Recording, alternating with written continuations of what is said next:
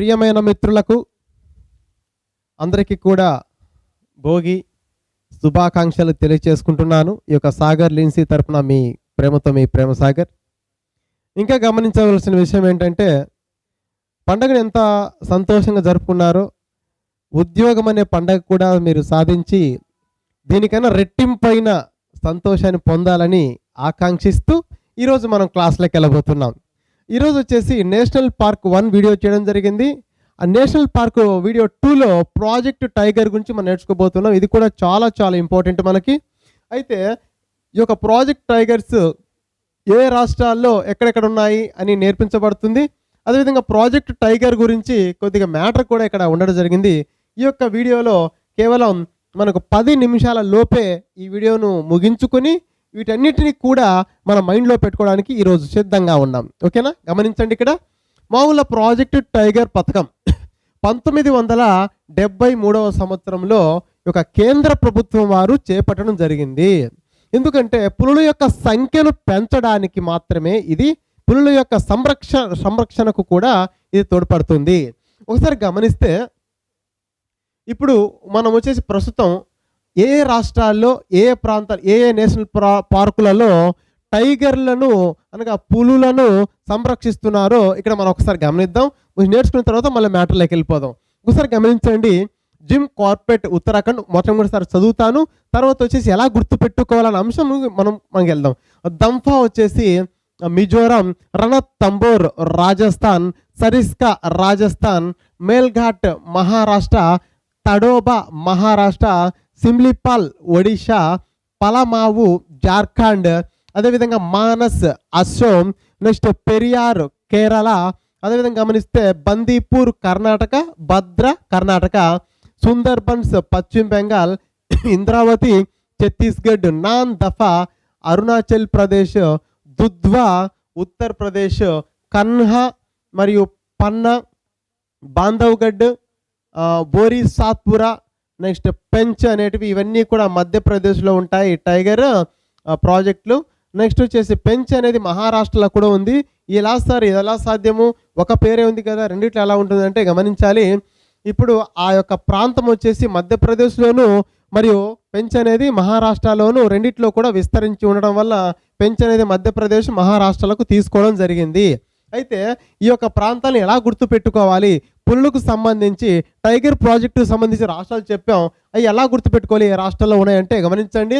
నేను ప్రతి ఒక్క పేరు ముందు పులి అని యాడ్ చేసి వాటిని గుర్తుపెట్టుకునే విధంగా చెప్తాను. గమనించండి, ఇక్కడ ఒకసారి గమనించినట్లయితే ఓకే, పులులు జిమ్కి వెళ్ళి కండలు పెంచుతున్నాయి, పులులు జిమ్కి వెళ్ళి కండలు పెంచుతున్నాయి అంటే గమనించండి, పులులు అనగా టైగర్ ప్రాజెక్ట్ గుర్తుపెట్టుకోవాలి. జిమ్కి వెళ్ళి అందుకనే 1-2 సార్లు చదవాలి. వీటిని 1-2 సార్లు చదివితే మనకు పేర్లు అనేవి నోటెడ్ అవుతాయి. అప్పుడు కోడింగ్కు చాలా ఈజీగా ఉంటుంది. ఒకసారి నేర్చుకుంటే చాలా కాలం వరకు గుర్తుండడానికి, మన పరీక్షలో సబ్మిట్ చేయడానికి ఆస్కారం ఉంది. పులులు జిమ్కి వెళ్ళి ఏం పెంచుతాయి, కండలు పెంచుతున్నాయి. కండ అంటే ఉత్తరాఖండ్. ఓకేనా? జిమ్ అనగా జిమ్ కార్పెట్ ఆటోమేటిక్ వచ్చేయాలి మీకు, అంతే. అప్పుడు ఎలా వస్తుంది, 2-3 సార్లు చదివితేనే వస్తుంది. గమనించాలి. దంఫా మనకు తెలిసిన పదం దపాలుగా అంటారు కదా, అంటే స్టెప్ బై స్టెప్ అని. దపాలుగా పులులకు దపాలుగా జ్వరం వస్తుంది.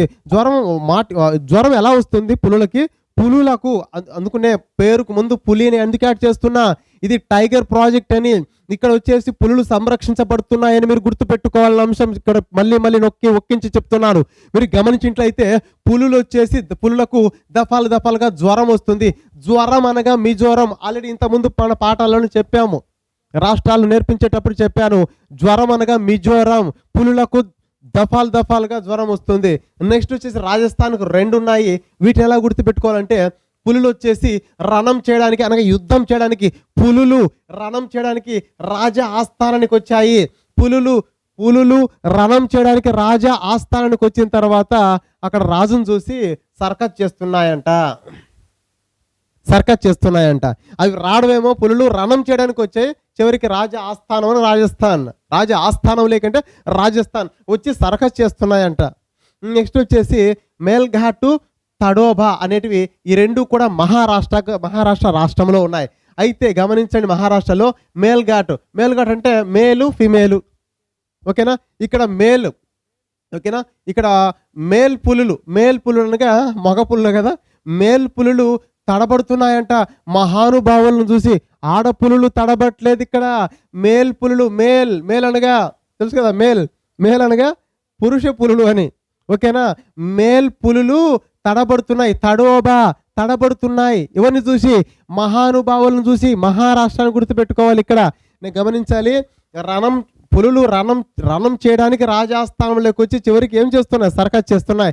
ఇక్కడ మేల్ పులులు తడబడుతున్నాయి. ఎవరిని చూసి? మహానుభావులను చూసి, అనగా మహారాష్ట్ర. నెక్స్ట్ సిమ్లీపాల్, ఒడిషా. సిమ్లీపాల్ నేషనల్ పార్క్లో ఏమి పులులు అక్కడ సంరక్షించబడుతున్నాయి? ఒడిషాకు మామూలు పేరండి ఒరిస్సా.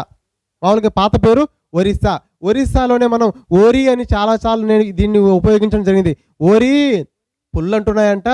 ఓరి నాకు సేమియా పాయసం ఉంటుంది కదా, సేమియా పాలు కావాలి అంటున్నాయి. నాకు వద్దు, పలావు వద్దు అని జారుకుంటున్నాయంట. ఓకేనా. వెజిటేబుల్ పలావ్ అంటాం కదా, ఆ పలావు నాకు వద్దు అని నిదానంగా జారుకున్నాయంట జార్ఖండ్. ఓకేనా. ఇక్కడ మీరు గమనించినట్లయితే పుల్లు అంటున్నాయి, ఓరి నాకు సేమియా పాలు కావాలి, పాలు కావాలి, సిమ్లీపాల్. ఓరి నాకు సేమియా పాలు కావాలి, నువ్వు పెట్టేది పలావ్ పెడుతున్నావు, అందుకే నేను జారుకుంటున్నాను జార్ఖండ్. చాలా సింపుల్, గుర్తుపెట్టుకోవచ్చు.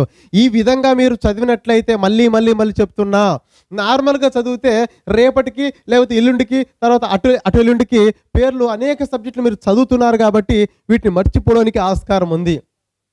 రాజస్థాన్ అనగానే పుల్లు ఎలా గుర్తొస్తాయి మీకు? రాజస్థానంలోకి రణం చేయడానికి వచ్చాయి కదా. రణం చేయడానికి వచ్చి చివరికి సర్కస్ నేర్చుకుంటున్నాయి. ఎంత ఈజీ గుర్తుపెట్టుకోవచ్చు అండి. ఇక్కడ మహారాష్ట్ర మహానుభావులు అంటే మేల్ పులులు, మేల్ ఘాట్, మేల్ పులులు తడబడుతున్నాయి. ఎవరిని చూసి? మహానుభావులను చూసి. మహారాష్ట్ర. ఎంత ఈజీ గుర్తుపెట్టుకోవచ్చు ఈ విధంగా చదివితే. మీరు ఇంకా గమనించాలి, ఒరి అనగా ఒరిస్సా. ఒరి నాకు సేమియాలు పాలు కావాలరా, సిమ్లీపాల్. నువ్వు పెట్టేది పలావు పెడుతున్నావు, అందుకే నేను జారుకుంటున్నాను అని జారుకున్నాయి జార్ఖండ్. ఒకటి. ఆ విధంగా మనసు బాగలేక, మామూలుగా ఏ సినిమా చూసినా అంతా అస్సామే కదా. ఈ పుల్లకు కూడా మనసు బాగలేక అది కూడా అస్సాంకి వెళ్ళిపోయిందంట. మనసు బాగలేకపోతే పుళ్ళు ఎక్కడికి వెళ్తాయి? అస్సాంకి వెళ్తాయి. పుళ్ళు పేరు పెట్టించుకోవడానికి ఎక్కడికి వెళ్తాయి? కేరళకి వెళ్తాయి. మళ్ళీ చెప్తా, ఇది పేరు పెట్టించుకోవడానికి అనగా పెరియార్ నేషనల్ పార్క్ వచ్చేసి కేరళ. మనసు బాగాలేకపోతే అస్సాంకి వెళ్తాయి. పలావ్ వద్దంటున్నాయి కాబట్టి జారుకుంటున్నాయి. ఓరి నాకేం కావాలంటున్నాయి పులులు? సేమియా పాలు కావాలనుకుంటున్నాయి.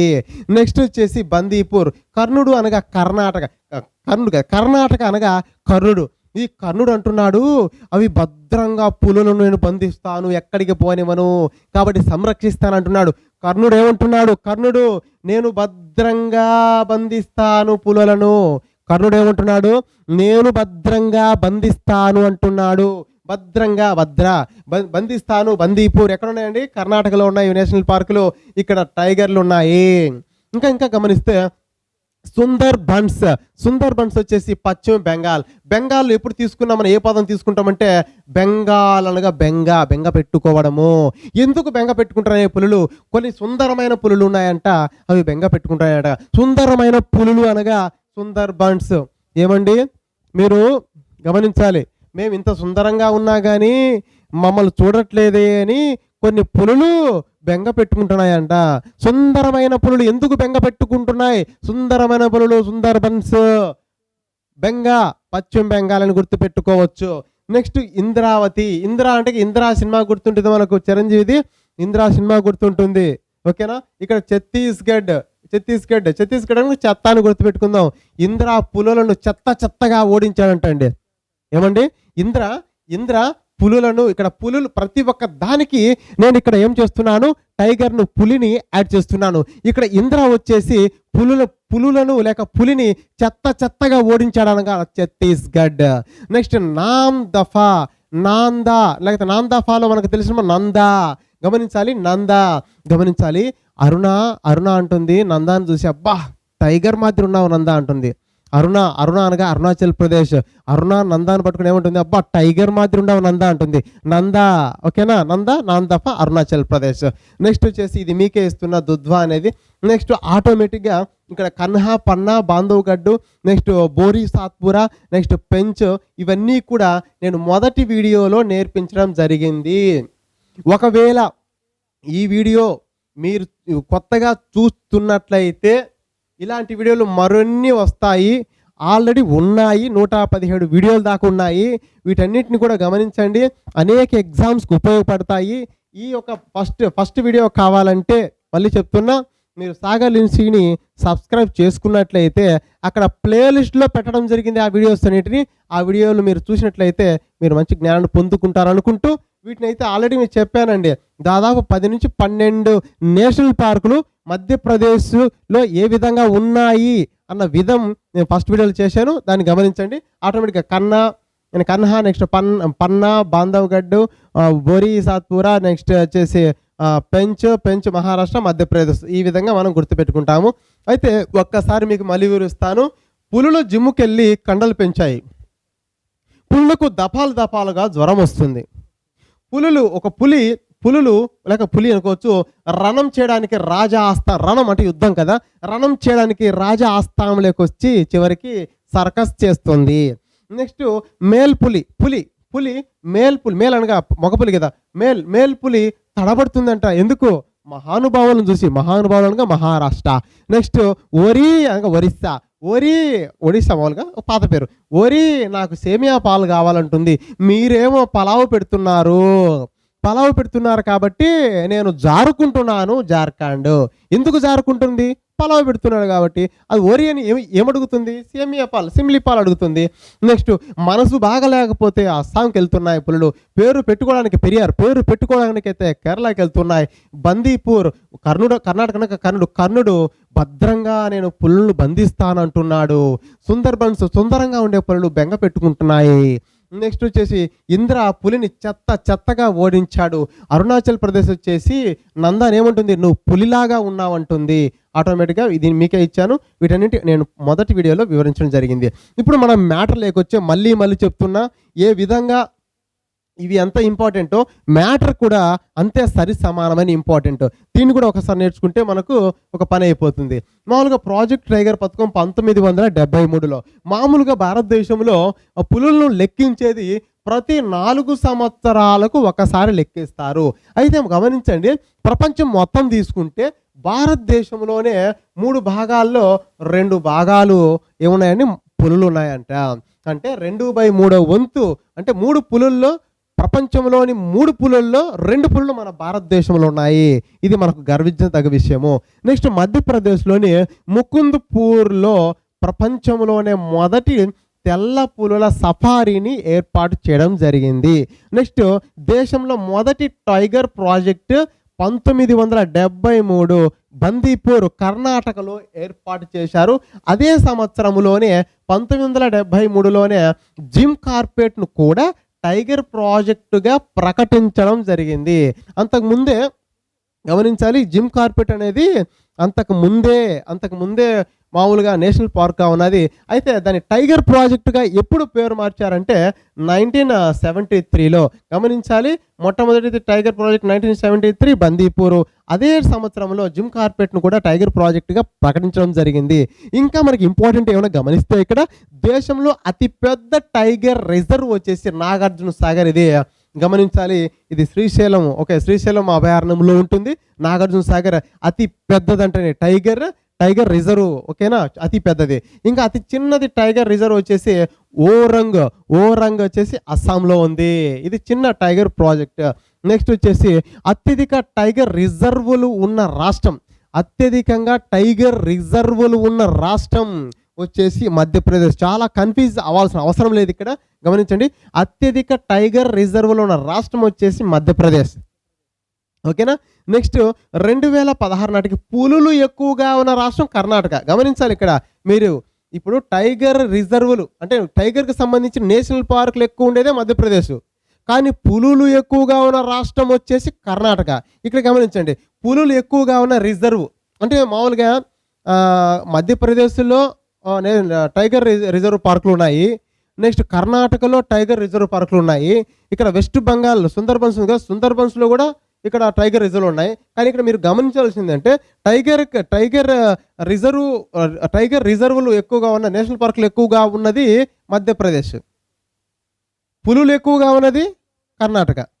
కానీ అన్ని మామూలుగా అయితే ఇక్కడ రిజర్వ్ ఉన్నాయి, ఇక్కడ రిజర్వ్ ఇక్కడ ఉన్నాయి. కానీ ఒక రిజర్వ్లో మటుకు ఎక్కువ పులులు ఉన్నాయంట. ఎక్కడ ఏది మామూలుగా అన్నీ మీరు ఇక్కడ డౌట్ ఏమొద్దండి, ఇక్కడ గమనించండి.